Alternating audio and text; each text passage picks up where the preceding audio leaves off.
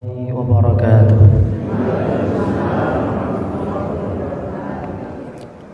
الحمد لله الذي أنزل السكينة في قلوب المؤمنين ليزدادوا إيمانا مع إيمانهم. أشهد أن لا إله إلا الله وحده لا شريك له، وأشهد أن محمدا عبده ورسوله، صلى الله عليه وعلى آله وأصحابه ومن تبع هداه إلى يوم الدين. يقول الله تبارك وتعالى في كتابه الكريم: أعوذ بالله من الشيطان الرجيم، بسم الله الرحمن الرحيم. يا أيها الذين آمنوا اتقوا الله حق تقاته ولا تموتن إلا وأنتم مسلمون. وقال: يا أيها الذين آمنوا اتقوا الله وقولوا قولا سديدا يصلح لكم أعمالكم ويغفر لكم ذنوبكم، ومن يطع الله ورسوله فقد فاز فوزا عظيما. وقال أيضا: يا أيها الذين آمنوا اتقوا الله ولتنظر نفس ما قدمت لغد واتقوا الله إن الله خبير بما تعملون. ثم أما بعد، معاشر المسلمين والmuslimat, hadirin sidang salat subuh Masjid Baitul Syakur rahimani wa rahimakumullah taala. Alhamdulillah, kita haturkan segala puji dan syukur hanya kepada Allah Subhanahu wa taala. Allah yang senantiasa melimpahkan berbagai nikmat dan juga rahmat kepada kita semua. Terkhusus pada kesempatan pagi hari ini, dimudahkan kita untuk melangkahkan kaki kita dari rumah kita masing-masing menuju masjidnya, menuju rumah Allah Ta'ala, sebaik-baik tempat di muka bumi, khairu buq'atin fil ardh, untuk bersama kita menunaikan kewajiban kita kepada Allah Subhanahu wa Ta'ala, ini melaksanakan sholat subuh dengan berjamaah. Dan kita lanjutkan dengan kajian rutin kita. Insyaallah pada kesempatan pagi hari ini akan kita kaji salah satu kitab yang sangat kaya akan manfaat, kaya akan faedah.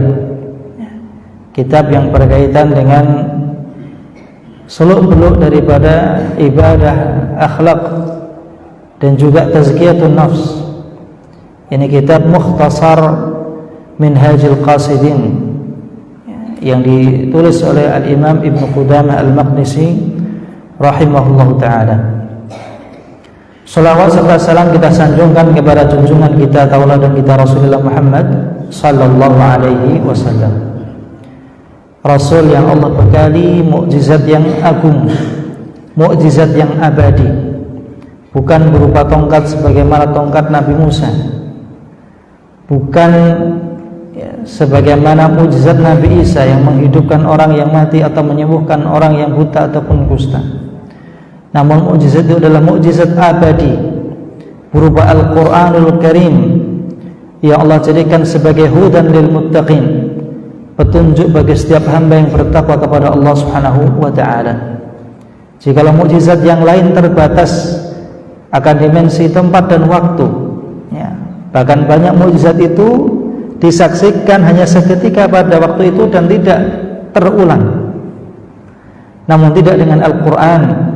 Semakin kita baca, semakin kita dalami, maka semakin banyak mukjizat-mukjizat yang Allah tampakkan kepada kita semua. Yang semua itu dengan perantaraan Rasulullah Muhammad sallallahu alaihi wasallam, yang Allah bekali beliau wahyu berupa Al-Quran serta hikmah berupa sunnah-sunnah yang beliau sampaikan ataupun yang beliau contohkan dalam keseharian beliau sallallahu alaihi wasallam. Jamaah sekalian dirahmati Allah Subhanahu wa taala, sebagaimana yang telah kami sampaikan di awal tadi, bahwa insyaallah kita akan mengawali kajian dari salah satu kitab yang luar biasa faedahnya, kitab Mukhtasar Minhajul Qasidin, yang mana singkatnya kitab ini merupakan ringkasan, merupakan saripati daripada dua kitab yang lain. Induknya adalah kitab Ihya Ulumuddin karya Imam Al-Ghazali rahimahullah ta'ala, yang ada berjilid-jilid itu, kemudian diringkas oleh Al-Imam Ibnul Jauzi rahimahullah ta'ala, lalu diringkas lagi oleh Al-Imam Ibnu Qudamah. Yang ringkasan-ringkasan ini ya, dari kitab yang pertama tadi adalah Ihya Ulumuddin, meskipun di kalangan para ulama terdapat perbedaan pendapat ya. Ada yang menyanjungnya setinggi langit seakan tidak ada cacat, ada yang kemudian menjawabnya ya, ini mengkritiknya, bahkan seakan tidak ada kebaikan sedikitpun dalam kitab tersebut, dikarenakan banyaknya riwayat-riwayat yang lemah, bahkan sampai kepada al-hadits al-mawdu'ah, hadits yang palsu ya. Namun sekali lagi masih banyak faedah yang lain yang dapat diambil dari yang pertama adalah kitab Ihya Ulumuddin, yang diringkas ya, menjadi kitab Minhajul Qasidin ya. Minhajul Qasidin ini ditulis oleh Al-Imam Ibnul Jauzi, dan ringkasannya lagi adalah Mukhtasar Minhajul Qasidin. Mukhtasar tanya ringkasan ya, Minhaj artinya adalah pedoman, Al-Qasidin ini mereka yang berjalan menuju Allah Subhanahu wa ta'ala. Insyaallah akan kita awali bagian yang pertama dari kitab ini ya, beliau menuliskan Rub'ul Ibadat ya, jadi beliau membagi kitab ini dalam 4 bagian ya. Kita masuk pada bagian yang pertama ya, seperempat yang pertama beliau sebut dengan Rub'ul Ibadat. Rubu' artinya seperempat, al-ibadat adalah ibadah. Ya, ibadah yang maksud di sini bukan ibadah secara konteks fikih tentang bagaimana gerakan dan bacaannya, tapi tentang bagaimana kita memaknai ibadah kita kepada Allah Subhanahu wa ta'ala. Nah, kita awali pada poin yang pertama dari paruh yang pertama, perempat yang pertama ini.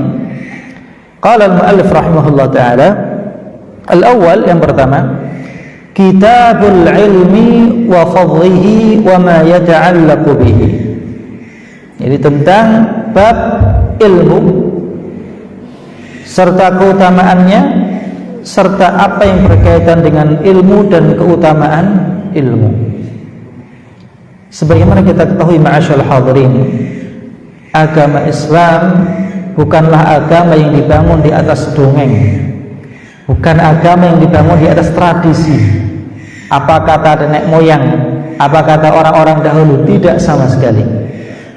Agama Islam bersumber dari ilmu yang murni. Bahkan wahyu yang pertama kali Allah turunkan kepada Nabi Muhammad, surat Al-Alaq 1-5. Kita perhatikan bunyinya. Allah Ta'ala berfirman, bismillahirrahmanirrahim, Iqra' bismi rabbikal ladzi khalaq, khalaqal insana min 'alaq, Iqra' wa rabbukal akram, alladzi 'allama bil qalam, 'allamal insana ma lam ya'lam. 5 ayat ini semuanya berbicara tentang ilmu. Bahkan yang pertama kali turun kepada Rasul saat malaikat Jibril datang kepada Rasulullah SAW kala itu di Gua Hira, dalam uzlah beliau, dalam tahannuf beliau, saat beliau menjumpai masyarakat Arab di tengah puncak kesusastraannya ya, puncak keintelektualan mereka, namun mereka jatuh dalam kebodohan yang sangat dalam. Kebodohan karena menyembah kepada selain Allah Ta'ala. Kebodohan karena apa? Meyakini bahwa perkara-perkara yang tidak mampu memberikan manfaat, tidak boleh mencegah madarat, mereka sembah, mereka minta kepada mereka. Itulah hakikat daripada kejahilian. Maka Rasulullah SAW seringkali beliau menyendiri datang ke Gua Hira ya, untuk beribadah kepada Allah Subhanahu wa Ta'ala. Maka ketika tiba saatnya Allah turunkan wahyu pertama itu, datanglah malaikat Jibril dalam wujud aslinya. Rasulullah SAW menggambarkan bahwa ketika malaikat Jibril datang ya, ketika mengepakkan sayapnya, beliau menggambarkan lahu sittu mi'ati janah. Malaikat Jibril ini memiliki 600 sayap yang hampir-hampir sayapnya itu menutup ufuk langit. hingga datanglah malaikat Jibril mendekap Rasulullah. Saya kita bayangkan bagaimana malaikat Jibril dengan wujud aslinya, dengan 600 sayapnya tadi mendekap sosok Nabi Muhammad sallallahu alaihi wasallam, yang tiba-tiba datang lalu mengatakan Iqra. Apa kata Rasul? Ma ana biqari, saya tidak bisa baca. Iqra, bacalah. Ma ana biqari. Yang begitu sesak dada beliau saking dekapan yang kuat daripada malaikat Jibril. Barulah malaikat Jibril sampaikan ayat tadi, Iqra bismi rabbikal ladzi khalaq. Bacalah dengan nama Tuhanmu yang telah menciptakan. Kita tahu bahwa membaca adalah salah satu daripada metode kita dalam belajar. Selain pun Allah sebutkan nanti tentang al-qalam, pena, menulis. Seorang yang membaca, mempelajari baik apa itu yang bersifatnya tekstual ataupun apa yang tertulis dalam alam semesta ini. Karena ayat-ayat Allah Ta'ala terbagi menjadi dua, ayat-ayat Qur'aniyah yang kita baca setiap harinya, dan ayat-ayat kauniyah, tanda-tanda kebesaran Ta'ala yang kita baca dari alam semesta ini. Maka kembali bahwa agama kita dibangun di atas dasar ilmu. Maka tidaklah sama mereka orang-orang yang berilmu, orang-orang yang mempelajari agamanya dengan serius, dengan orang-orang yang jahil. Jahil dalam artian bukan berarti tidak bisa baca tulis, tidak. Jahil dalam artian tidak paham akan agamanya, tidak paham akan kepentingan akhiratnya. Allah firmankan di sini, ya, dalam surat Az-Zumar ayat yang ke-9. Ya, qala al-mu'allif rahimahullah ta'ala, qala Allah ta'ala, Allah ta'ala berfirman, qul hal yastawi alladhina ya'lamuna walladhina la ya'lamun. Qul, katakan Muhammad, hal yastawi, hal apakah yastawi sama, alladhina ya'lamun, orang-orang yang mereka memiliki ilmu, walladhina la ya'lamun, dengan orang-orang yang tidak berilmu. Ini kalau dalam bahasa Indonesia pertanyaan bukan pertanyaan untuk mendapatkan jawaban. Kita semua tahu jawabannya. Ini adalah pertanyaan retoris dari Allah Subhanahu wa taala. Atau disebut juga dengan istifham inkari. Pertanyaan untuk pengingkaran. Bahwa tidaklah sama, ya, ketika Allah mengatakan kepada Rasulullah, katakan wahai Muhammad kepada mereka orang-orang itu, apakah sama orang yang memiliki ilmu dengan orang yang tidak memiliki ilmu? Tentu jawabannya tidak sama. Tidaklah sama. Tidaklah sama mereka orang yang beribadah kepada Allah dengan ilmu yang benar, ya, dengan cara yang benar, dengan ilmu yang benar, dengan mereka yang sholat sekedar asal-asalan, ya, tidak sama sih, tidak sama. Maka inilah yang membedakan kualitas mereka orang-orang yang beriman kepada Allah Subhanahu wa taala dengan sepenuh hatinya, dengan ilmunya, dengan orang-orang yang sekedar taklid, ya, sekedar mengikuti, mengekor saja. Apalagi mereka yang tidak memiliki ilmu dan tidak beramal beribadah kepada Allah Subhanahu wa taala. Asy-Syaikh Sa'di rahimahullah taala ketika menafsirkan ayat ini, beliau mengatakan, ya, qul hal yastawi alladziina ya'lamun, katakan Muhammad, apakah sama orang-orang yang mengetahui tentang apa? Rabbahum, jadi ya'lamuna rabbahum wa ya'lamuna dinahu syar'i wa dinahu al-jazai. Yani mereka yang mengetahui, yang mengilmui tentang siapakah Rabb mereka, mereka yang mengilmui tentang agamanya, ya, mereka yang mengilmui tentang syariatnya, serta dinahul jazai, maksudnya adalah tentang hari pembalasan kelak. Wa ma lahu fi dzalika minal asrar wal hikam, serta mereka yang mengetahui dalam agamanya minal asrar, dari setiap rahasia-rahasia, wal hikam, serta hikmah-hikmah. Jadi mengetahui, mengilmui di sini bukan sekedar zahiran minal hayatid dunya, bukan sekedar pengetahuan secara akademis, bukan sekedar pengetahuan secara duniawi tentang ilmu ekonomi dan ini dan itu, bukan, ya. Bahkan Allah Ta'ala mencela orang-orang kafir, ya'lamuna zahiran minal hayatid dunya. Orang-orang kafir itu mereka begitu pandai, begitu paham tentang kehidupan dunia, zahiran, namun hanya kulitnya saja, zahir dari kehidupan dunia. Wa hum 'anil akhirati ghafilun, sedangkan mereka lalai dari kehidupan akhirat. Ini sama-sama ada unsur ilmunya, tapi ilmu yang dimaksudkan dalam ayat ini bukan ilmu tentang dunia. Kenapa? Karena masing-masing dari kita dibekali ilmu tentang dunia. Maksudnya apa? Adapun terkait dengan rizki yang berkaitan dengan kehidupan dunia kita, semua orang dibekali rizkinya masing-masing. Mau dia belajar atau tidak belajar, masing-masing telah dibekali rizkinya. Sedangkan fungsi daripada ilmu dunia kita sebatas apa? Berkaitan dengan hal-hal yang sifatnya duniawi.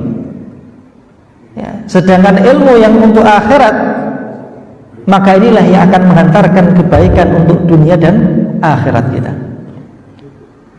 Contoh saja orang-orang barat, peradaban barat, atau orang-orang Cina, orang-orang Korea, orang Jepang. Mungkin kita tidak bisa melampaui mereka secara akademis, secara teknologi, jauh. Namun secara keuntungan akhirat, benefit akhirat, tidaklah mereka mendapatkan sedikit pun daripada kebaikan akhirat. Kenapa? Ilmu mereka hanya untuk dunia.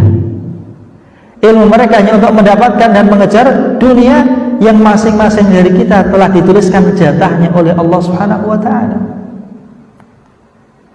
Maka tidak perlu kita risau jika mungkin anak kita tidak pandai, mohon maaf, secara akademis, tidak berprestasi secara akademik. Namun risaulah jika anak kita tidak paham akan agama. Hendaknya kita galau ketika anak kita, ketika istri kita, suami kita tidak paham akan syariat ini. Banyak orang-orang yang sibuk, mohon maaf ya, anaknya dileskan ke sana kemari, bahkan dimasukkan di sekolah favorit yang bayarannya mahal, tapi tidak dia perhatikan tentang nasib daripada ilmu agamanya, yang itu kita yakini akan menjadi bagian dari amal soleh yang akan terus mengalir pahalanya.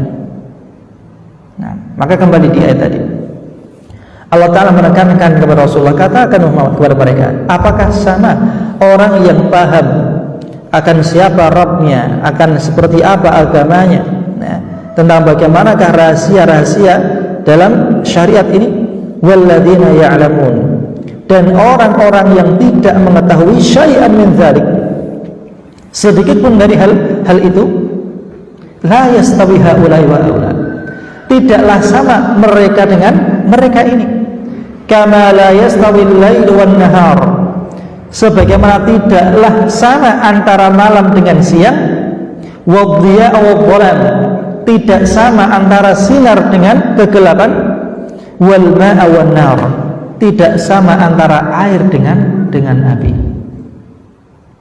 Dan sungguh pertanyaan kelak yang akan kita terima di alam kubur kita, saat kita dimasukkan oleh Allah Ta'ala ke alam barzakh, kehidupan setelah kematian, perjalanan panjang setelah kehidupan dunia, yang ditanyakan bukan tentang ilmu-ilmu dunia kita, bukan tentang dagangan kita, bukan tentang di mana kita sekolah, bukan di mana kita bekerja.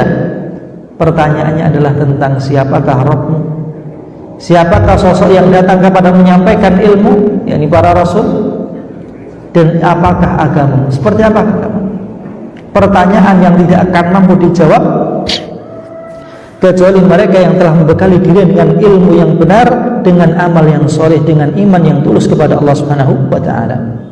Karena orang-orang kafir, orang-orang munafik, ketika ditanya oleh malaikat kubur, mereka hanya akan berkata kebingungan, sami'tun nas yaquluna kadza wa kadza, aku mendengar orang-orang mengatakan ini dan itu.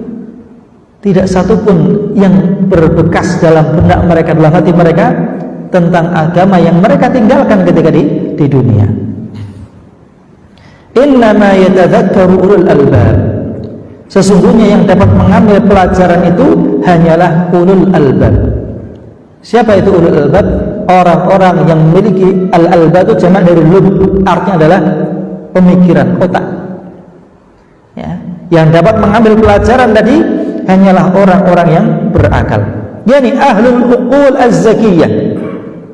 Mereka yang memiliki akal yang zakiyah, pakai zai, ini maknanya adalah suci. Mereka yang punya akal yang bersih, az-zakiyah, yang cerdas. Fahumul ladzina yunthiruna al-a'la 'ala al-adna. Mereka itu adalah orang-orang yang mengutamakan sesuatu yang nilainya tinggi, alal adna, di atas sesuatu yang rendah. Fayu'thiruna al-'ilma 'ala al-jahl. Kata Syekh Sa'di, mereka mengutamakan ilmu daripada kebodohan. Wa ta'atillahi 'ala mukhalafatihi. Mereka mengutamakan taat kepada Allah dibandingkan menyelisih Allah Subhanahu wa taala. Li'anna lahum 'uqulan, karena mereka memiliki akal. La turshiduhum lin-nazari fil 'awaqib. Yang akal mereka ini, ya, bekal akal dari Allah Ta'ala ini menjadikan mereka dapat melihat, ya, dapat menerawang al-'awaqib, apa yang akan terjadi kelak di akhir. Ya, al-'awaqib itu jamak dari aqibah.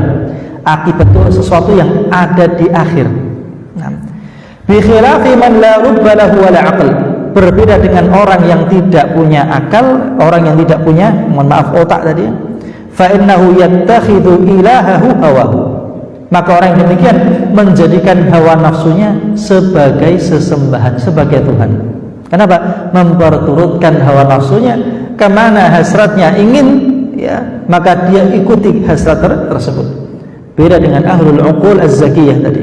Berbeda dengan orang-orang yang berilmu, maka mereka mengikuti petunjuk dari Allah Subhanahu wa ta'ala.